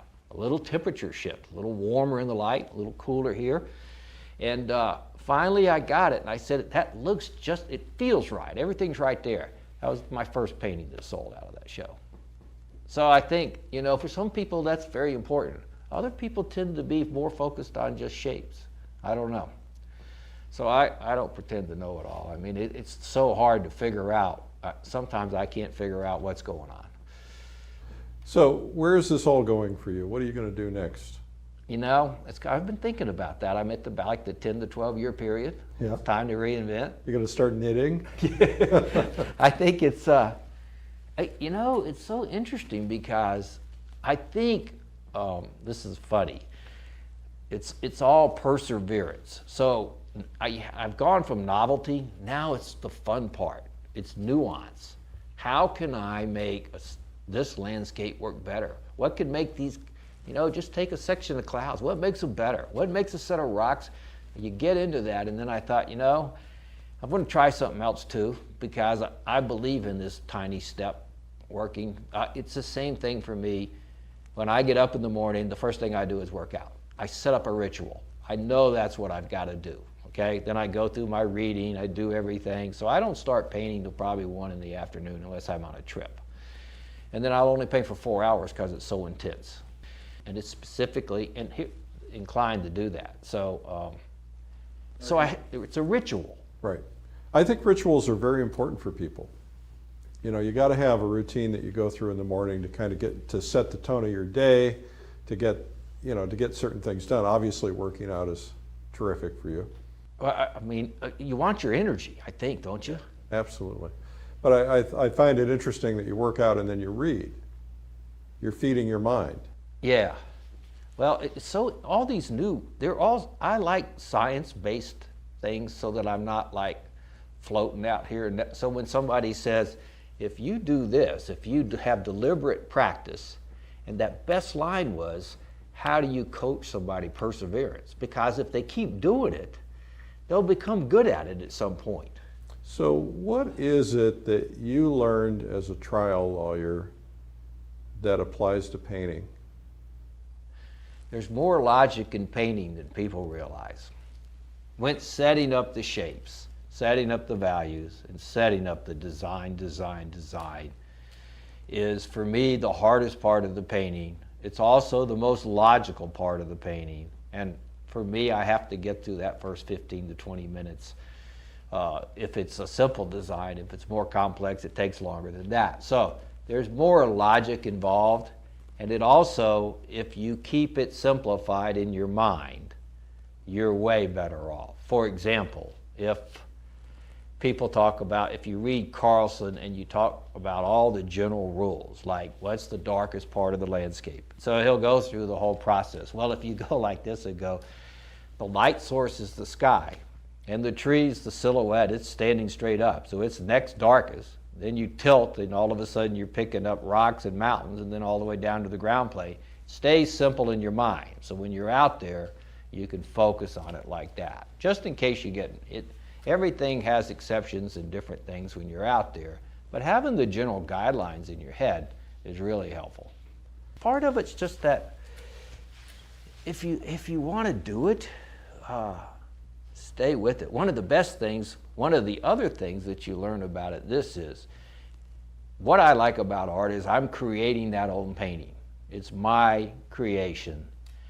If I mess it up, it's my fault. And this is a good thing that I think that's critical. In the book Grit, they now say that you can actually increase your IQ and increase your abilities in areas, which means you can grow your brain. So one of the things is this: if you get up, everything else, if it's intrinsically motivated and you say, this is how I'm motivating myself, then it's not subject to those external factors like awards and things like that. And primarily intrinsically, outside things are important, yeah, but it doesn't need to be the primary focus of why you're painting. But the most interesting thing about it was that if you can increase your brain like that, and you can increase your abilities like that, and you just stay with it, you're in control of that. And so you control your own attitude and beliefs also. So like people go, well, I get up and I just don't feel good. Well, that's your choice. Now, it's easier said than done, but the more you work on that morning ritual, the easier it is to create your choice. Well, it's like going to the gym. Most people don't feel like going to the gym in the morning. I drag myself to the gym because I know if I don't, I'll regret it, but then my mood changes. I feel better. Yeah, and that choice, sometimes you're going to get beat up, but at least you've made that. The ritual, and they say rituals are really hard to change. So that guy, there's a book out called Happier, and the guy, it's #1 attended class at Harvard University. And the guy goes, you may change one ritual at a time, maybe 2. Any more is going to be a failure. So, you know. And a lot of that starts with gratitude, right? Appreciating what you have, because that really impacts your mood. You know, you think about what you're going through in your life compared to what somebody else is going through, and suddenly what's bad seems good. That's a huge point. I'm glad you brought that up. It's really interesting to me because I had a theologian for an aunt, and she was a Catholic nun. And I don't think I've ever met a more grateful person in my life. But she was a lot of fun. As soon as she didn't have to wear the habit, she liked to drink wine. But she had met Bon Bron, she knew the Dalai Lama, all these type things. But that was the number one thing, and she said, that's it. And so then all of a sudden you read all the books, and they now say that's the number one key to happiness. And that if you could get up every morning and write 3 things you're grateful for, and do it for 20-something days in a row or 20 days in a row, it'll change your whole outlook on life. So that's one of the things. And the other's thanking people. You know, I like to get up in the morning and send out a couple of emails to people and go, hey, I really appreciate what you did, and thanks for helping me with that or whatever. And that helps too. Yeah, actually, it's interesting because I just heard, I was listening to a podcast or a tape or something, and the guy said, you know, open up your morning with gratitude and then think about 3 people that you're grateful for, maybe from the day before. Somebody's done something for you. And then send them an email right away, or get on the phone and call them. And so I decided to start trying that. And it's amazing how it makes me feel, but it's also amazing how it's making them feel, because people are not recognized as much as they should be. Yeah, and it's amazing how when you sit down and you think about that, how all of a sudden it could have been just some little thing yesterday, and how all of a sudden you send that email to them, and they're just so excited about it, and you get something nice back. And they're passing it on to others, right? Because when they're feeling good, it's the same with confidence. When you're confident, you know, then you lift other people up, and then those people will get confident, lift others up, and so on. That's I never even thought about the confidence part. Well, there you go. You know, that's a big help. And because I always say this, you need to be around supportive. I was lucky. I ran into people that were supportive and that were helpful. And look, a bad person can drag you down. Very rapidly. And it can really, and life's too short for that. I know everybody says that, but we go on I usually take a workshop to Italy or France or something once a year. And the number one thing I know is once you get far away like that, it's very easy for people to start to slide. They're far away. They want to think they're painting, they can paint better, you know, and that type of thing. And so there's a pep talk up front, you know. One of them is no whining. 2, if you start, you know, spiral up. Because if you start going down, you need to catch it fast. So how do you spiral up? Well, I think you recognize first, awareness is the number one key. You go, all right, look, I'm starting to go down. My thoughts are negative. If I can't change my thought myself by substituting another thought, I go tell somebody real quick, hey, I'm having a problem right here. I need to think about, you know, help me out a little bit. So in other words, your self-talk, if you start saying, hey, this painting is awful, I'm not doing a good job with it, then you got to pull yourself out of that mindset. Yeah, and if you can't do it, you need to go get help. People are too afraid to ask for help. Like, there's a great guy, this guy's a really good painter in the Northeast, Jonathan McPhillips, and he goes like this. He goes, you know, I got tired of looking at my paintings, critiquing them all the time. He goes, finally I just started saying, I'm going to start talking about what's good in them first, and then I'm going to start talking about, and I thought, you know, that is a great idea. That is a great idea. Because we're all so critical of what we're doing that nobody's going, hey, you did a great job, you know. Yeah, and you know, when you think back to when we were children and we were playing with crayons, I don't think we were critical about any of that. We were just there to enjoy the process. Yeah, and so how's the question where you go, the tough one is this, painting's hard. You're in there, you're in your studio, you got 4 hours to go on this big one. It's not working. Yeah, it's hard, but at the same time, you know, you could be working on a road cruise somewhere. That's hard. That's hard. Yeah. And so I always go, enjoy the process. And then I love that, what's the one about the 3 people that were the brick masons on the big chapel, and one of them goes, "Hey, what you doing?" He goes, "Oh, I got to put this brick and mortar together. You know, this is a tough job." He goes, "I got to show up every day." The next guy goes, "You know, it's not a bad job. I'm getting pretty good at it, and I can earn a living for my family." The third guy goes, "Oh my God, this is the greatest job in the world. I get to build a chapel. This is beauty. I'm learning, and I'm putting out beauty every day." So what's the difference? Attitude. Right. That's all it is. Right. So how do you change it? By getting some help sometimes. Right. You know, I used to think, what's that great line? If you want to go fast, go by yourself. If you want to go far, go with others. Because, you know, when you grow up and you're taught, well, you got to get out there and earn a living and take care, you know, whatever, you think, I got to go do this on my own. You don't realize how much help you've had along the way. Absolutely critical. So it's so nice to, you know, that's what I think is nice about the artist community. First of all, they seem to be really fun people. They're easy, you know, and there's some egoism, but boy, you better check that at the door if you really want to hang out. Yeah. So, final thoughts for anybody who might be learning to paint, watching this and struggling a little bit. Any final thoughts? Yeah, I think the number one thing to do is to be ready to lose any judgment of what you're going to paint and how it's going to turn out. Don't get too invested in what you're painting. Absolutely not, and don't judge your paintings. I mean, go through like you're in college and you're in the learning period, and if you keep that attitude the whole time, it's a really great thing. Number two, and this especially applies to men, get out of your studios, get to some workshops, and get around some people that can paint and help you grow. Because, and look, you can tell, if the teachers, and there's a lot of good ones out there, are trying to help you and you sense that, then you stay with them. You know, those are great teachers. And you may have to move around and get a few other things from some other people. Don't get caught up where it's egotistical or it's about that person, the teacher. The teacher's supposed to bring out in you what, you know, everybody finds their own authentic voice at some point. You're going to paint a little bit like your teachers at first. But as long as you're not copying, and your style's going to come to you. Look, this is a great thing that I learned. You can sit there and go, I'm going to sit here in my room till I figure out my style. That is not going to work. Right. Okay? Same thing on creativity.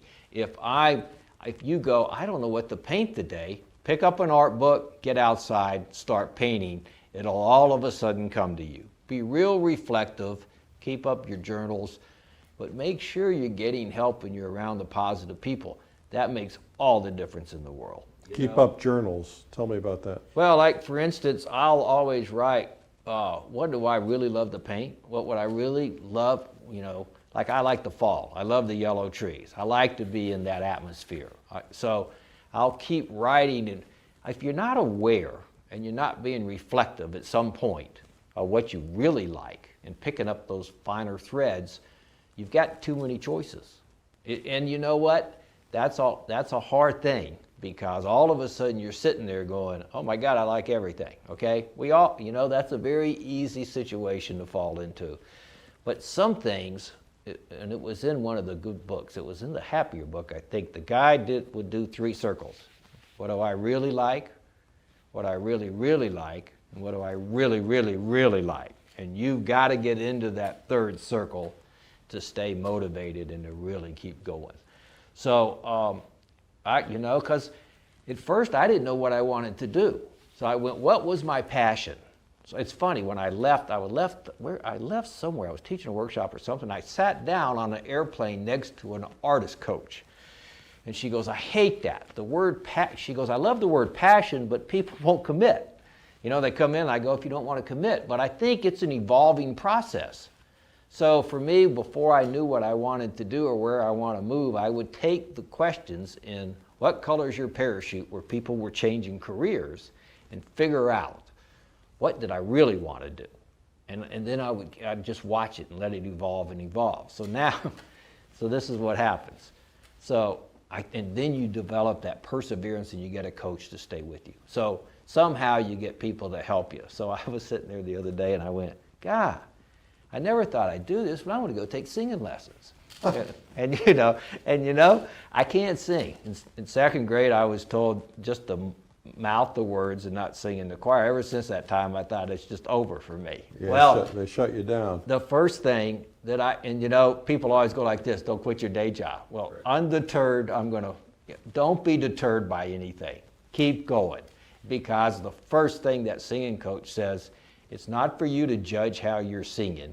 It's for me to help you get better. So anytime we're our own worst judges of our artwork. Don't judge your artwork. I always I go like this. I go, this is the painting I love. This is my very best painting. I'll put them up in front of a workshop class and everybody likes the other one. Don't judge your own work.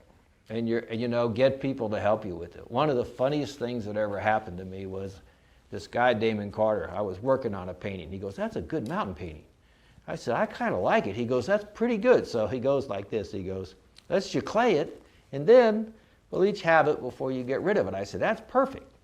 So we should clay it. Now, we've been looking at this mountain painting for about 2 weeks.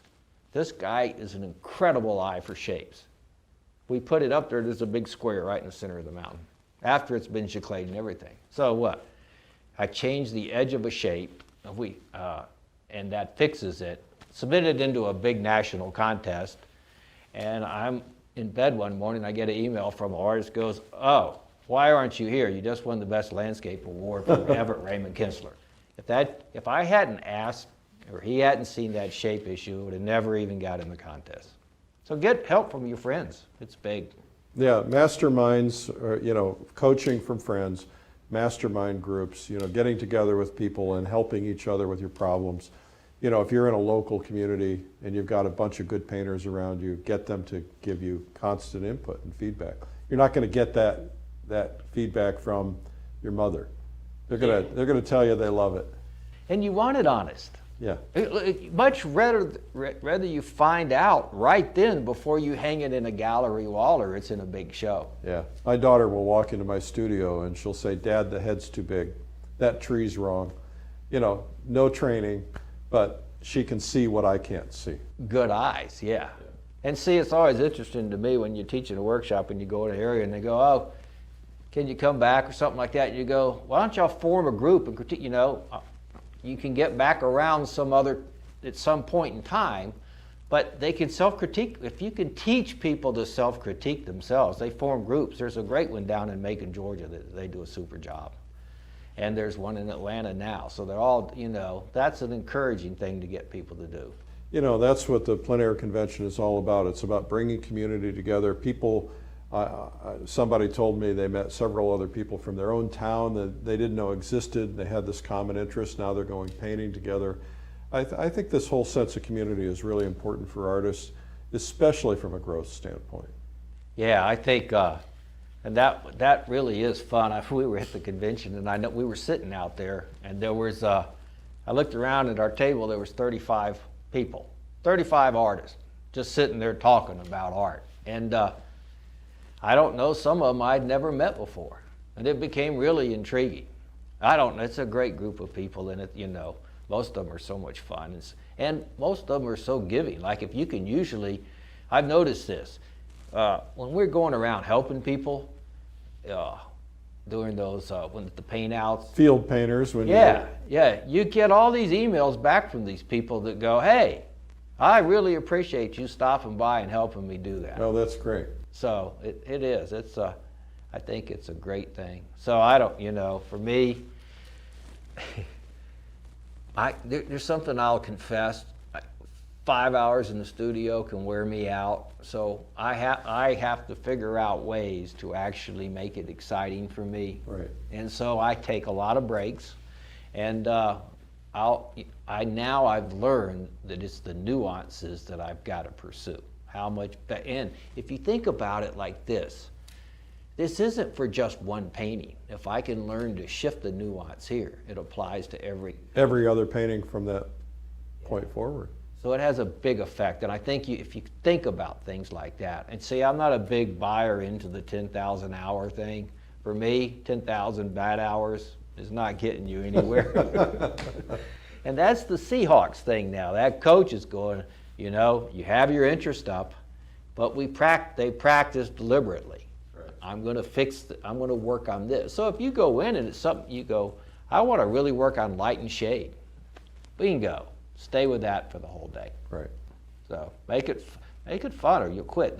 Going back to the workout routine, the best workout advice I got was from this guy 20 years ago. He goes, I knew that if it was too hard, oh, this is a very good point. If I knew that if it was too hard, I would never keep it up. So he goes, I ran 10 minutes out and I knew I had to run 10 minutes back. I've been doing that for 10 years now. He goes, it works. So one thing I've learned, if you're stressing yourself too much, it's just stress. You can't cover that much ground and learn that much that fast. If you're not pushing yourself enough, you're in boredom. So there's a happy medium in there. So that guy actually got me to stay on my workout routine, and so I may increase it. I mean, I do a lot more now because I've gotten older and I need to.